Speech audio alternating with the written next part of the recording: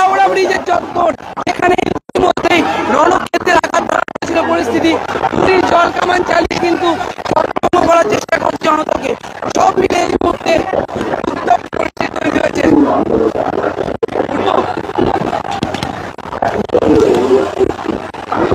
এই মুহূর্তে দেখতে পাচ্ছি সেই ছবি, পুলিশ জল কামান চালাচ্ছে। সব মিলিয়ে যেসব বিক্ষোভকারীরা ছিলেন তাদেরকে ছত্রভঙ্গ করার চেষ্টা হচ্ছে।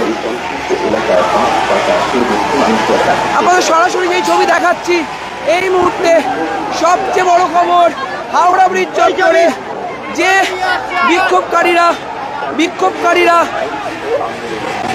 ব্যারিকেড ভাঙার চেষ্টা করছিলেন, প্রায় ভেঙে ফেলছিলেন, সেই বিক্ষোভকারীদের হটানোর জন্য পুলিশ জল কামান চালালো।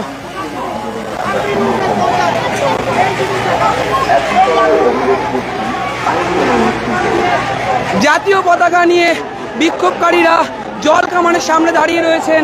সব মিলিয়ে হাওড়া ব্রিজ চত্বরে এমজি স্ট্যান্ড রোডের যে সংযোগস্থল রয়েছে, অর্থাৎ কলকাতার দিক থেকে হাওড়া ব্রিজ যাওয়ার যে পথ, সেখানে যে